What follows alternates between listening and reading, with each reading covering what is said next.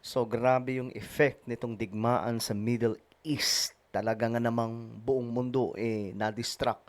At ngayon mga sangkay, maging sa ating bansa tila baga nagpapanik na pati po yung ating mga leader.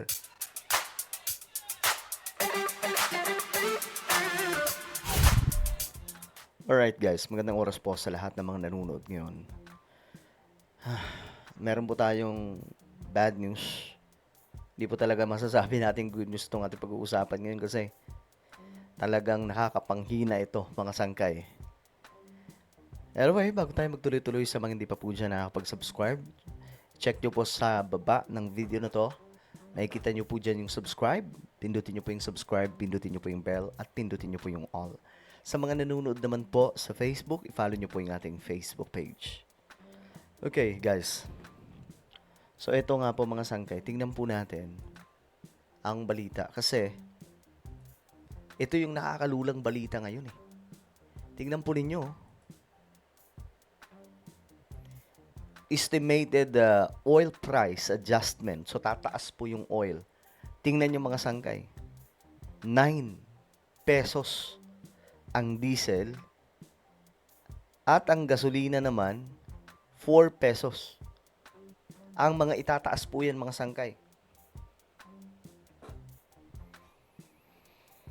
So, ganyan po katindi. Kaya siguro ngayon, magpa-full tank na po yung marami sa atin, no?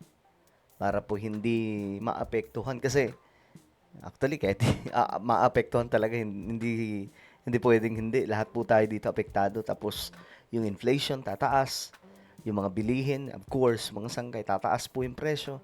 Kasi kapag ganun po, kapag mataas yung presyo ng oil So, since ang Middle East ang isa sa number one na producer no ng oil at nag-e-export ng oil, eto mga sangkay, damay-damay po tayo ngayon. So, ngayon nga po mga sangkay, nagpapanik na. Maging ang ating Vice Presidente nag-advise na po. Vice President Sara Duterte is asking the public to refrain from conducting protests through vehicle caravans or parades in order to save fuel amid the ongoing conflict in the Middle East. So, wag daw po muna gawa ng mga caravan. Ang nagagawa niyan, di ba, mga sangkay, sila madalas mga DDS. So, ina-advise si VP Sara sa lahat po ng mga DDS, nakalma muna. Kailangan natin magtipid ng oil kasi delikado to. Baka tumagal pa po ito Ngayon mga sangkay, ang ating presidente, ito na mayroon pong utos na magtipid sa lahat ng ahensya ng gobyerno dahil po sa banta ng oil price hike. Ilang linggo na ang sunod-sunod na pagtaas sa presyo ng produktong petrolyo. Pero pinangangambahang sisirit pa yan dahil sa gyera sa gitnang silangan. Grabe. Ang tugon ng administrasyon dito sa agenda report ni Ivy Reyes. Pinagtitipid ni PBBM ang lahat ng ahensya ng gobyerno dahil sa inaasahang pagsipa ng presyo ng produktong petrolyo bunsod ng kaguluhan sa gitnang silangan. Hinimok din ng Pangulo ang publiko na magtipid na rin para makatulog na mapagaan ang konsumo sa enerhiya. Nakatakda na rin pag-usapan ng ehekutibo at kongreso ang posibleng pagbababa ng excise tax sa langis. I am going to talk to the leaders in both the House and in the Senate. Hirap pa yung presidente, no? Naalala ko nung panahon ni PRRD, ang problema naman po nun, mga sangkay, di ba, yung gera dun sa Marawi. Pero ayun kasi, ano lang yun, local lang Pero ang pinakamalala, yung pandemic, di ba? Tapos ngayon, sa panahon ni PBBM, puro gera to Gera na naman, ito na naman, Middle East. Siyempre, sisipa na naman po yung petrolyo na ito. Maybe this is not yet a sure thing, but this is something that we are discussing, and it could be helpful. Is to give me the president the authority to reduce excise tax on petroleum products should Dubai crude exceed $80 per barrel. It's not going to be a permanent measure. It will be something that we will dispose of as soon as the crisis is over. over. Pabor ang ilang senador dito, gaya ni na Senators Bam Aquino at Juan Miguel Zubiri, para maibsan ang posibleng pagsipa rin ng presyo ng kuryente at pagkain. Wala eh. Ganun talaga mga sangkay. Kapag ka tumaas po yung presyo ng oil, yung inflation titindi, so yung mga bilihin, tataas din po. So talagang, alam niyo, ang swerte ng mga nasa probinsya. Yung mga nagtatanim ng palay, nagtatanim ng mga gulay. No, mga sangkay talagang, doon mo ma-appreciate yung buhay ng isang simpleng tao lang eh. Unlike sa mga nandito sa mga syudad na malalaki.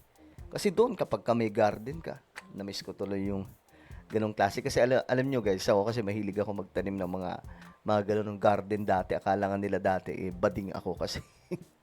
Akala nila mga sangkay, malambot ako kasi ang hilig ko magtanim ng mga halaman, ganyan. Wala, nakakamiss yung ganun mga sangkay na moment na kapag ka wala kang mabili, may pipitasin ka, may lulutuin ka, kasi may mga gulay. 'Di ba? So, yan po mga sangkay. Ito po ay nangyari na nung last pandemic. So, parang second wave po itong problema at palala po ito ng palala, mga sangkay. Kasi ang Biblia, kung titingnan po natin, never na nagsabi ang Bible na magiging maayos, magiging peaceful ang buhay ng tao habang tumatagal. 'Di ba?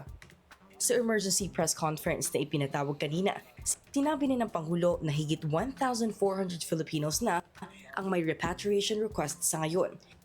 Pero dahil sarado ang lahat ng airport at delikado ang anumang land travel sa mga itinuturing na combat zones, imposible pang makapagpauwi ng mga Pilipino.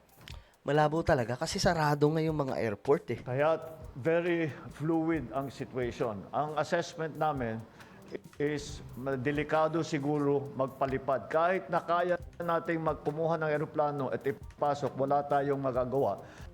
Dahil, number one, the airports are closed, they're all no-fly zones. This is a combat area. Pinakamaraming repatriation requests ang Dubai na sinundan ng Israel. Grabe. Kung noon, kaya pa raw idaan sa Rafah crossing patungong Egypt ang mga gustong umuwi mula Tel Aviv, kailangan na raw humanap ng administrasyon ng ibang daraanan ngayon. Naalala ko, mga sangkay, kahit ngayong tito ko na nasa UK, galing po siyang Middle East. So, mahirap daw talaga umalis. Maraming na-trap po doon. Pero sila kasi, nakaalis sila kasi may diretso po sa Europe. Diretso pong UK. From Egypt to UK. So, yun daw po yung ruta. So, yung iba daw, kung gusto makauwi, kailangan muna pumuntang Egypt, tapos lulipad, papuntang Europe. Ganun mangyayari. Papuntang UK. Then, from UK, lipad ka na papuntang Pilipinas. Kaya nga lang, guys, sobrang lala nun. Ang gastos nun. Paano kung mga OFW, kawawa naman mga sangkay, no? Talagang nagsasuffer talaga ngayon dahil po sa digmaan na ito. Kung magpapadala ng aircraft, pinangangambahan daw kasi ng Pangulo na matulad tayo sa accidental bombing ng Kuwait sa 3 American jets kahapon. Bagaman walang nasawi, inamin ng Kuwait na napabagsak nila ang 3 eroplano by mistake. Samantala, wala raw sa posisyon ng Pilipinas na manawagan ng ceasefire dahil hindi naman tayo kasali sa gulo. Of course, we want the fighting to stop. But it's not the Philippines is not going to call for a ceasefire. The only people who can call for a ceasefire are those who are involved.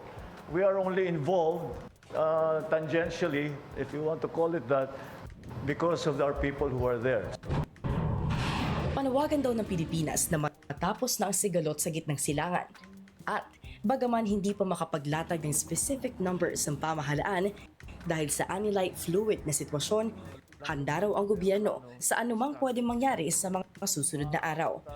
Para sa agenda, Grabe, no? So, we are hoping and praying for our kababayan na nasa Middle East na naway makasurvive po tayong lahat dyan.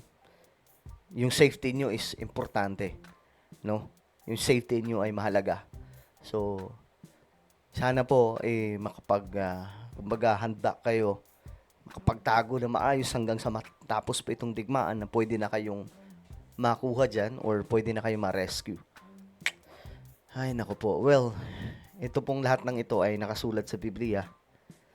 So, may purpose ang lahat ng ito, mga sangkay. At we all know naman na ang banal na aklat hindi po talaga nagsisinungaling.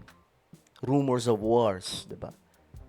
Magkakaroon ng war, nation against nation, kingdom against kingdom. So, lahat ng ito ay nakatala na sa Biblia. At ang sunod nito ay pagbabalik ng ating Panginoon. Well, ano po ang inyong opinion? Comment down below. Meron tayong YouTube channel. Ito po ay Sangkay Revelation. Hanapin nyo po ito sa YouTube ngayon din. Magaganda po yung topic natin dito. Kapag nakita nyo na, i-click nyo po yung subscribe, i-click ang bell, at i-click nyo po yung all. Ako na po yung magpapaalam. Mag-iingat po ang lahat. God bless everyone.